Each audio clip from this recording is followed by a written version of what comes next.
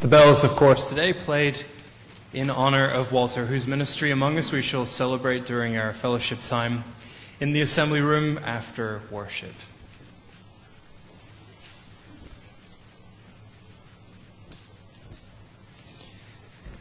It's one of the ways in which I was introduced to the United States as a young child in England was through reruns of a cartoon that premiered in the United States in 1964, Underdog, a beagle whose mission it was to protect the poor and helpless from those whose hearts are filled with greed. Jill Lepore, the historian and writer for The New Yorker, says that an early idea for the series called Underdog Downtrodden Man. That wasn't going to sell quite as well, I would imagine. The antagonist of Underdog was Simon Bar Sinister, which for those of a certain ear might sound like Simon Bar Kokhba, the Jewish revolutionary zealot about whom some said was the Messiah a century after Jesus' death. In any case, Underdog is truly an American story. I am a hero who never fails. I cannot be bothered with such details. There's no need to fear. Underdog is here, which is a little strange from my vantage point. An underdog that always wins? An underdog who is truly the hero, who takes on a villain with the last name of Sinister and always prevails. America likes an underdog, we are told. That has been particularly useful in branding of political candidates. My understanding is that since the 1950s, all sorts of political candidates have tried to stake the claim that they are the underdog in a particular race. Everyone loves an underdog, so you want to be that person, right? Well, in 2012, a wealthy white straight male named Mitt went to the convention to accept the Republican nomination while also declaring himself to be the underdog candidate. At some point, you probably stop being the underdog. Hinbergy, writing in The Independent a couple of years ago, says that in the United States, the underdog story follows a predictable three-point story arc. The sometimes orphaned protagonist who comes from nothing is beaten down by the establishment, which for reasons unknown is against him, and through broken practice emerges as a self-made manifestation of success.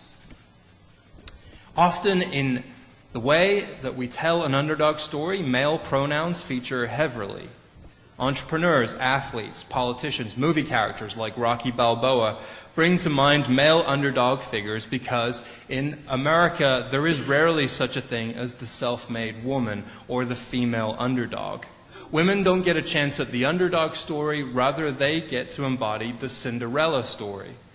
But at this time of year, with a certain basketball tournament happening, even the Cinderella story is co-opted by males. Your night at the big dance now invokes large athletes dunking and high-fiving because nobody ever believed in them. Their backs are up against the wall. They're in their trenches with the brothers. It's them against the world, and the story continues. If Cinderella is the daughter of migrant workers, then in America, she's not really a Cinderella story. Again, the cliche, America loves an underdog story. Maybe we do, but it's a certain kind of underdog. Is Tiger Woods the most popular golfer because of his racial makeup, because he was at one point an outsider, or because he has also been completely dominant in his field? We celebrate the horses that run the Triple Crown, but the horse that gets the most attention is the one coming into the final leg who has already won the Derby and the Preakness. The things that surround sporting events wouldn't tell you that we actually love underdogs. The flyovers and the beautiful, stunning stadiums that fit 90,000 people, the glitz of the event itself. These are lavish affairs where we celebrate the flexing of muscles, and as the jets scream overhead, we chant, USA, USA. America loves an underdog story, perhaps because of our revolutionary past and the foundations of the nation. But often America loves an underdog when he is already on top, not when he is on his way up. We love American Pharaoh, Tiger Woods, Steve Jobs. But as Lepore says, an underdog is a dog that is under. And it is under because it has been annihilated in a fight with another dog. In 1859, there was a poem entitled "The Underdog in the Fight," which was intended to evoke sympathy for the downtrodden, for the underdog. Lepore says the underdog is the cur who's already been bitten. Make no mistake, the kind of underdog that features in our gospel narrative is the one that much more closely resembles the cur than the American prototype. Marcus Borg and John Dominic Crossan argue in their book, The Last Week, that in Jesus' day, society was enduring a process of wealth accumulation among a small class of powerful elites. This is not an abnormal process, of course. But a small group of people were becoming wealthier, and they were able to amplify their wealth through processes of streamlining production. In other words, they got rid of as many tenants as possible while leaving just enough people to farm the land, and then also hiring people as day laborers rather than managers or tenants. They turned to profit maximization, of course, but they did that by growing staples that fed by not growing staples that fed people, but by becoming specialized growers who turned acreage into fig or olive production, for example. People who worked the land did not produce the food that they ate, so they had to buy it. Peasant life was worsening in the first century. Life for fishermen was increasingly difficult because of taxation and regulation.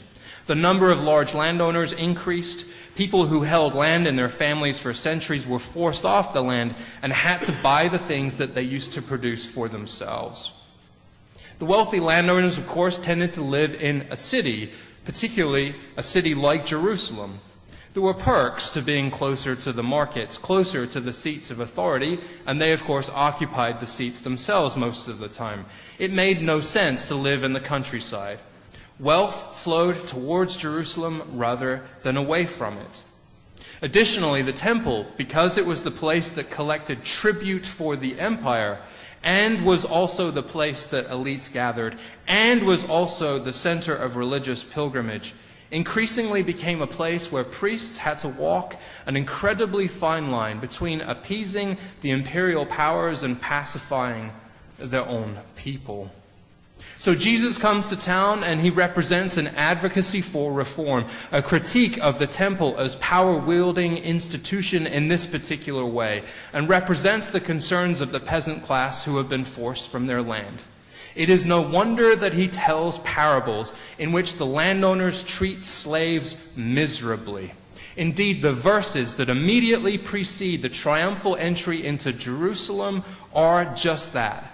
The parable of the 10 pounds, which is a parable that at first glance appears to be about a gracious landowner who rewards the industrious, but is in fact a story of the brutality towards those who do not get with the program of increasing the wealth for the already enormously wealthy. The parable ends, "You knew, did you, that I was a harsh man, taking what I did not deposit and reaping what I did not sow? Why then did you not put my money into the bank? Take the pound from him and give it to the one who has 10. I tell you, to all those who have, more will be given, but from those who have nothing, even what they have will be taken away." These are the words that immediately precede the triumphal entry into Jerusalem. And folks have in America often suggested that these words of this parable, "to all those who have, more will be given," is the voice of God telling us about our spiritual gifts or our monetary gifts. That the parable is a nice story about what happens in life if you work really hard and do the right thing. Use it or lose it, we are told. The parable works on all sorts of levels. If you work out, then you get bigger muscles. If you invest spiritually, then you will receive. That kind of interpretation makes absolutely no sense whatsoever in the context of the gospel. The parable of the 10 pounds is a commentary on the things that Jesus sees happening in his society and in his religious culture, and in the land that he loves, and in the culture that he loves so much, that he knows, we think, that as he approaches Jerusalem, he is willing to die, even as he critiques what's happening around him.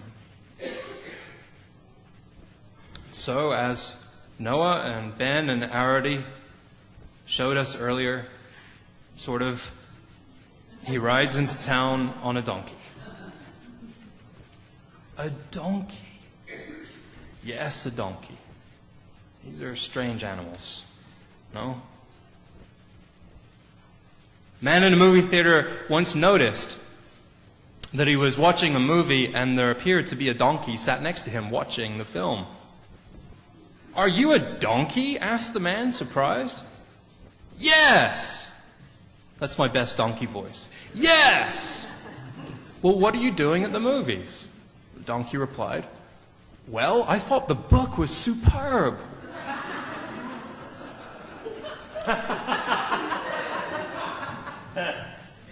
Donkeys were famous when I was a kid in England for giving young children and tourists rides on the beach.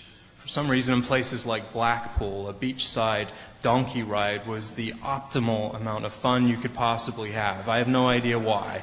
Donkeys are mean, they are stubborn, they occasionally bite. Often the owners would have to hold out some kind of treat to get them to just move 3 or 4 steps.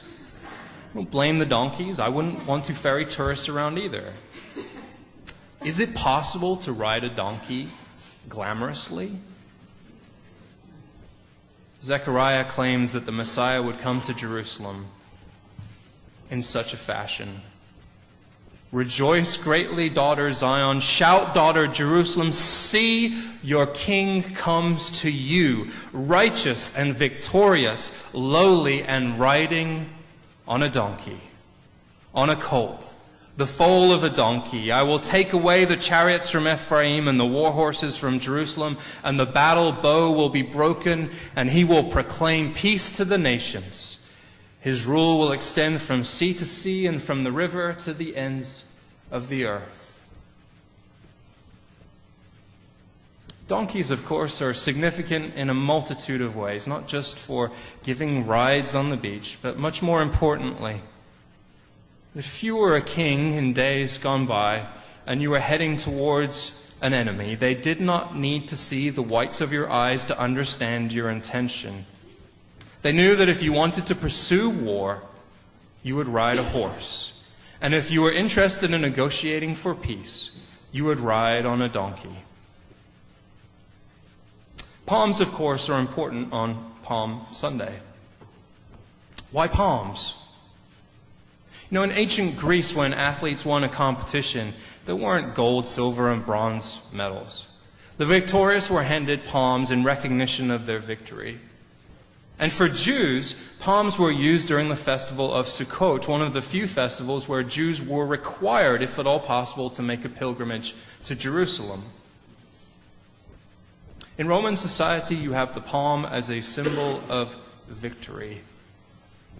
Let's not forget that Jesus and his Jewish brothers and sisters lived in an occupied land, sometimes by a very hostile, dominant military power. And for those Romans who were the dominant military power, who was their goddess of victory? You should all know this. Some of you have the embodiment of the Roman goddess of victory on your shoes. It's in a swoosh.